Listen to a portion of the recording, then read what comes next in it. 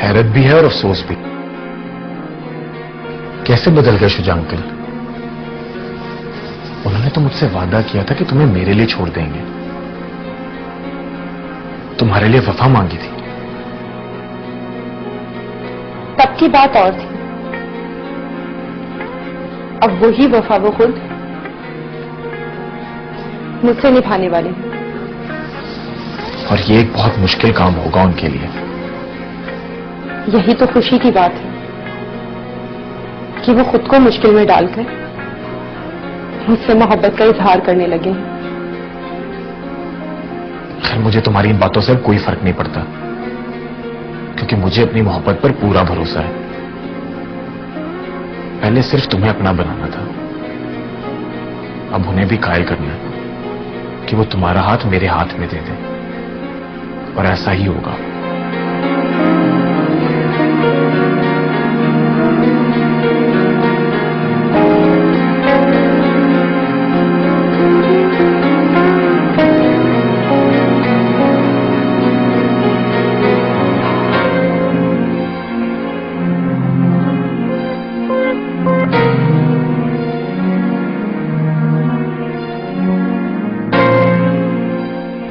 आयशा पता नहीं क्यों इतनी एग्रेसिव हो गई है, समझ में नहीं आ रहा कि किस तरह से बात की जाए। हाँ, किया लेकिन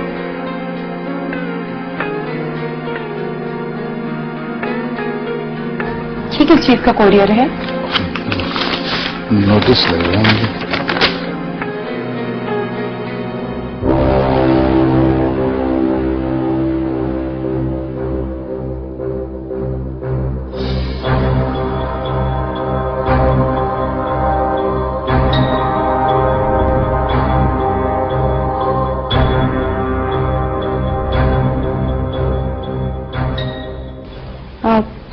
सब खैरियत तो है ना?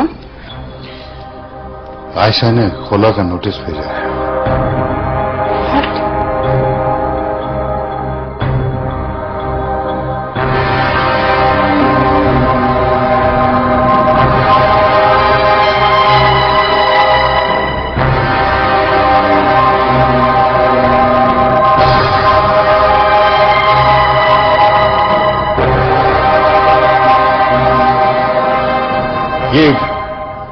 ये क्या जहालत है आयशा?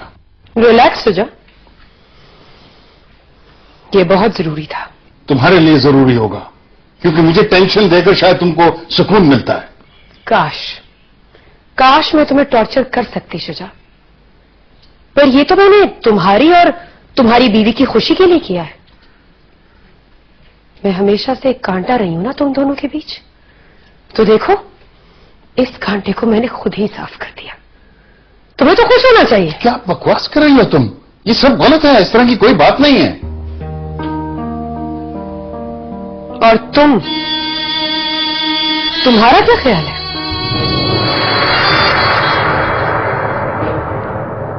आप ऐसा मत करें शुजा, समझाइए ना, देखिए ना वो क्या कर रही है। क्या मक्कारी है तुम्हारी? सुना था मैंने कि मक्कार लोग ऐसे ही होते हैं, एक रुख नफरत दिखाते हैं और दूसरे रुख मोहब्बत।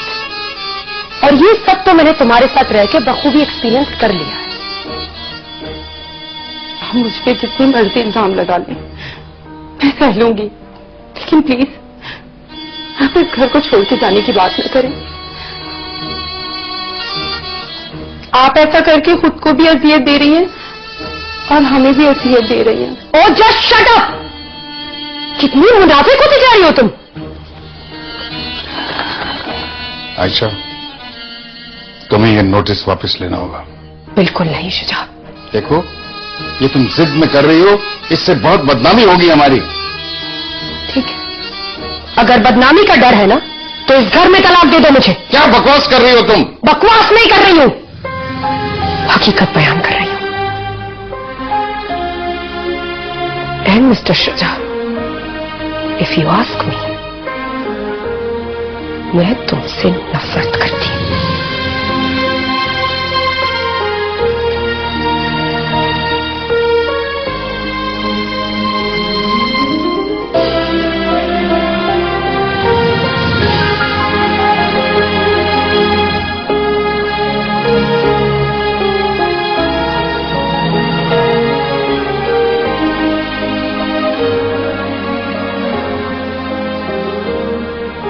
फिक्र मत करें, अभी तो जिद और गुस्से में है। हम कोई हल ढूंढते हैं इसका।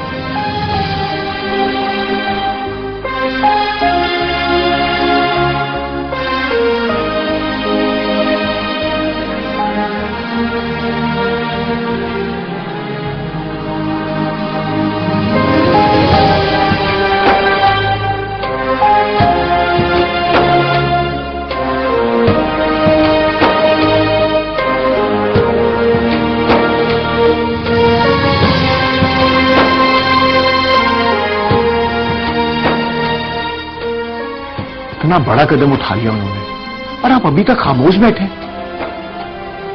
आपको ये बात समझना होगी कि अगर आयशा आंटी को खो दिया आपने तो आप अपने आप को भी खो देंगे। ठीक कह रहे हो बेटा, लेकिन मैं कुछ भी नहीं कर सकता। रूहाना को तलाक दे दो, आगे जो होगा मैं देख लूंगा। सबसे ज्यादा पछतावा भी तुम्हें ही होगा। मैं नहीं पछताऊंगा, कि मैं जो कह रहा हूं बहुत सोच समझ कर कह रहा हूं। मैं बिल्कुल तैयार हूं इस सबके लिए, लेकिन मैं इसके लिए अभी तैयार नहीं हूं। तो फिर आखिर में पछतावा आपके हिस्से में ही आएगा। आयशा आंटी को खोकर आप खुद पर जुल्म करेंगे और तब रूहाना का सपोर्ट भी आपको आपके कदमों पर खड़ा नहीं कर सकेगा। कुछ करें अंकल, अगर आयशा आंटी का खुला मंजूर हो गया तो फिर सब खत्म हो जाएगा, बर्बाद हो जाएगा सब। ऐसे खामोश मत रहे अंकल।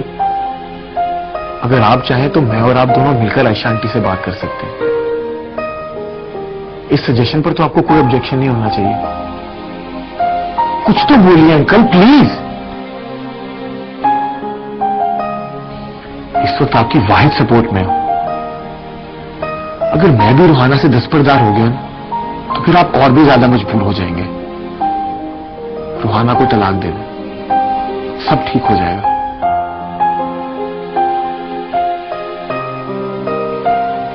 हैरत है मुझे तो ऐसा लग रहा है कि आप ऐसा चाहते हैं कि जो हो रहा है ऐसे ही होने दिया जाए।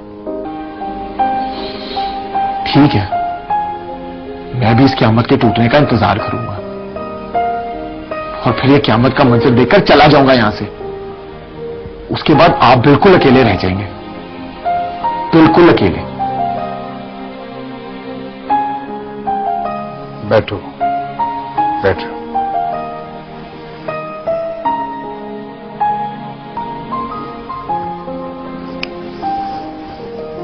शायद तुम ठीक कह रहे हो,